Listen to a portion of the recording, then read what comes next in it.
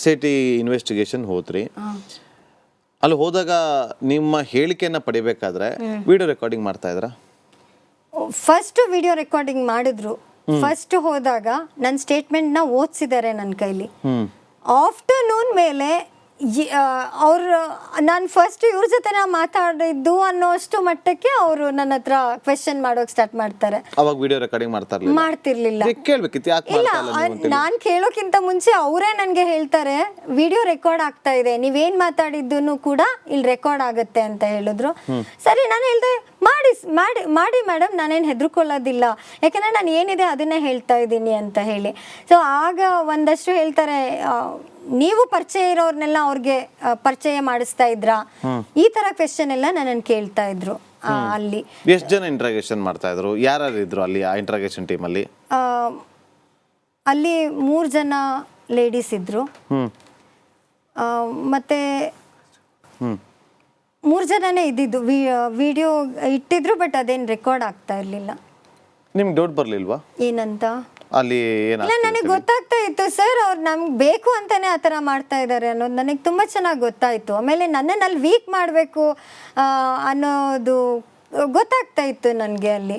ಮತ್ತು ನಾನು ಒಂದ್ಸಲಿ ಅವ್ರು ಕೇಳೋ ಕ್ವೆಶನ್ಗೂ ನನಗೂ ರಿಲೇಟೆಡೇ ಆಗದಿದ್ದಾಗ ನಾನು ಸ್ವಲ್ಪ ವಾಯ್ಸ್ ರೈಸ್ ಮಾಡಿದ್ದೀನಿ. ಆಗ ಅವ್ರು ನನಗೆ ಹೀಗೆ ಹೇಳಿದ್ದು ಹೌದು, ಇದು ಹಾಸನಲ್ಲ, ಇದು SIT ಅಂತ ಹೇಳಿದ್ದು ಹೌದು. ಬಿಕಾಸ್ ಈಗ ನಾವು ಮಾಡ್ದಲೇ ಇರೋದನ್ನ ನನಗೆ ಪದೇ ಪದೇ ಹೇಳಿದ್ರೆ ನಮಗೂ ತಡ್ಕೊಳಕ್ಕಾಗಲ್ಲ. ಆಮೇಲೆ ಏನೇನೋ ಮಾತಾಡ್ತೀವಿ ಅಂತ ಏನೇನೋ ಹೇಳೋದಲ್ಲ. ನಾನು ಒಂದಷ್ಟು ಗುರ್ತಿಸ್ಕೊಂಡಿದ್ದವಳು, ಸಾಮಾಜಿಕವಾಗಿ ಒಂದು ಗುರ್ತಿಸ್ಕೊಂಡು 4 ಜನಕ್ಕೆ ಆನ್ಸರ್ ಮಾಡೋ ಅಂಥವಳು.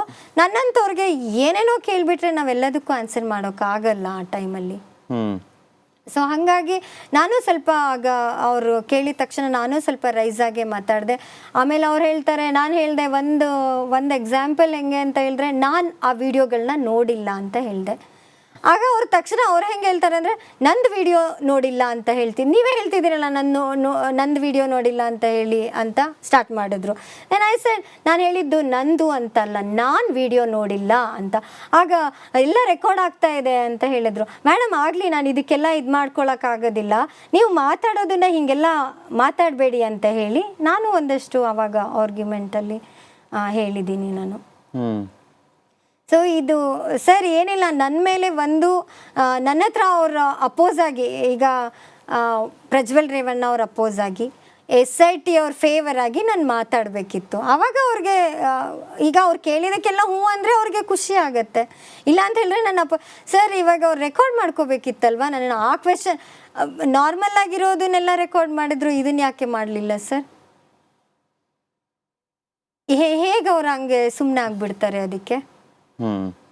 ಅಲ್ಲ, ಈಗ ಈ ಥರ ಕ್ವೆಶನ್ ಕೇಳುವಾಗ ನಾನೊಬ್ಳು ಜನಪ್ರತಿನಿಧಿ, ನನ್ನನ್ನು ಹೆಣ್ಣು ಅನ್ನೋದಕ್ಕೆ ಅಥವಾ ಇವನ ಜೊತೆ ರಿಲೇಟೆಡ್ ಅನ್ನೋದು ತಕ್ಷಣ ನನ್ನನ್ನು ಆ ಥರ ಎಲ್ಲ ಕ್ವೆಶನ್ ಮಾಡ್ತಾರೆ ಅಂದರೆ ಹೆಂಗೆ ಅವ್ರು ಹಂಗೆಲ್ಲ ರೆಕಾರ್ಡ್ ಮಾಡ್ಕೋಬೇಕಿತ್ತು ಅದನ್ನು ನಾನು ಕೇಳೋದು. ಸೊ ಹೇಗೆ ಕೇಳ್ತಾ ಇರಲಿಲ್ಲ ಅವರು? ಸ್ಟೇಟ್ಮೆಂಟ್ ಟೈಪ್ ಮಾಡ್ತಾ ಇದ್ರಾ?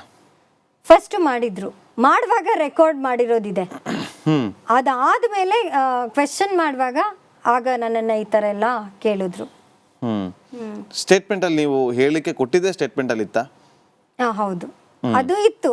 ಈಗ ಮತ್ತೆ ವಾಪಸ್ ಚೇಂಜ್ ಮಾಡಿದ್ದಾರೆ. ಈಗ ನನಗೆ ಇವತ್ತು ಮೊನ್ನೆ ಬಂದಿದ್ದ ಸ್ಟೇಟ್ಮೆಂಟೇ ಬೇರೆ, ಇವತ್ತು ಒರಿಜಿನಲ್ ಅಂತೆ, ನಾಳೆ ಇನ್ನೂ ಕರಿತೀನಿ ಅಂತ ಹೇಳಿದ್ದಾರೆ.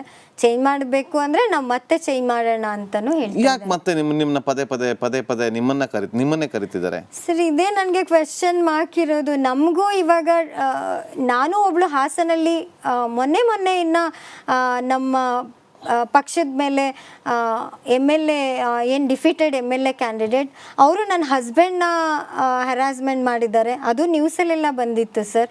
ಅವತ್ತು ನಾನೇ ಅವ್ರಿಗೆ ಕಾಲ್ ಮಾಡಿ ಹೇಳಿದ್ದೀನಿ, ಅವ್ರಿಗೇನಾದರೂ ಹೆಚ್ಚು ಕಮ್ಮಿ ಆದರೆ ನಾನು ಸರಿ ಇರಲ್ಲ ಅಂತಲೂ ನಾನು ಒಂದು ಮಾತು ಹೇಳಿದ್ದೆ. ಅಲ್ಲೂ ಅವ್ರು ನ್ಯೂಸವ್ರು ಹೇಳಿದರು JDS ಪಕ್ಷದ ಮುಖಂಡರು ಇವರು ಅಂತ ಹೇಳಿ. ಸೊ ಆಮೇಲೆ SIT ಫಾರ್ಮೇಷನ್ ಆದಾಗ ನಾನು ಮನೇಲೇ ಡಿಸ್ಕಸ್ ಮಾಡಿದ್ದೆ, ನಾನೇ ಹೇಳಿದ್ದೆ. ಬಿಕಾಸ್ ನಾನು ಒಂದಷ್ಟು ರಿಲೇಟೆಡ್ ಆಗಿದ್ದೀನಿ, ಏನಂತ ಹೇಳಿದ್ರೆ ಸೋಷಿಯಲ್ ಮೀಡಿಯಾದಲ್ಲಿ ಕನೆಕ್ಟ್ ಆಗಿದ್ದೀನಿ, ಅಥವಾ ಅವ್ರ ಪಕ್ಷದಲ್ಲಿ ಓಡಾಡಿಕೊಂಡು ಒಂದಷ್ಟು ಎಲ್ಲ ಕಡೆನೂ ಓಡಾಡಿರೋದ್ರಿಂದ ನನ್ನ ಮನೇಲೂ ನಾನು ಹೇಳಿದ್ದು ಒಂದೇ, ನನ್ನನ್ನು ಕರಿಬೋದು ಅವರು ಅಂತಾನೆ.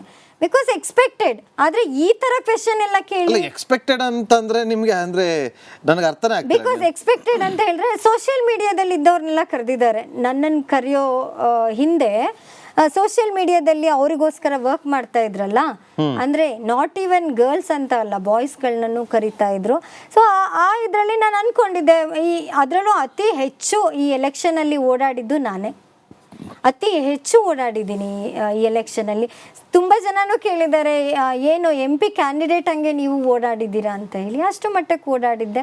ಸೊ ನನಗದು ಅಂದ್ಕೊಂಡಿದ್ದೆ, ಇಷ್ಟು ಯಾರ್ಯಾರನೋ ಕರೀತಿದ್ದಾರೆ, ನನಗೆ ಬಿಡ್ತಾರ ಇವರು ಅನ್ನೋದು ನನಗೆ ಇತ್ತು ಅಷ್ಟೇ.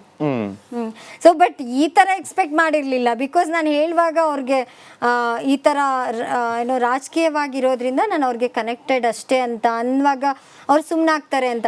ಬಟ್ ಇದು ಡೇ ಬೈ ಡೇ ನನ್ನನ್ನೇ ಮತ್ತೆ ಕರೀತಿರೋದು ನೋಡಿದ್ರೆ ನನಗೂ ಎಲ್ಲೋ ಒಂದು ಕಡೆ ಟಾರ್ಗೆಟ್ ಮಾಡ್ತಿದ್ದಾರೆ ಅಂತ ಅನ್ಸುತ್ತೆ. ಅಲ್ಲ, ಯಾಕೆ ನಿಮ್ಮನ್ನೇ ಟಾರ್ಗೆಟ್ ಅನ್ನೋದು ನಂಗೆ ಪದೇ ನಂಗೆ ಡೌಟ್ ಬರ್ತಾ ಇರೋದು. ನೀವು ಜನಪ್ರತಿನಿಧಿ ಅಂತೀರಿ, ಪಕ್ಷದಲ್ಲಿ ಓಡಾಡಿದ್ದೀನಿ ಅಂತೀರಿ, ಅವ್ರಿಗೋಸ್ಕರ ಕ್ಯಾಂಪೇನ್ ಮಾಡಿದ್ದೀನಿ ಅಂತೀರಿ,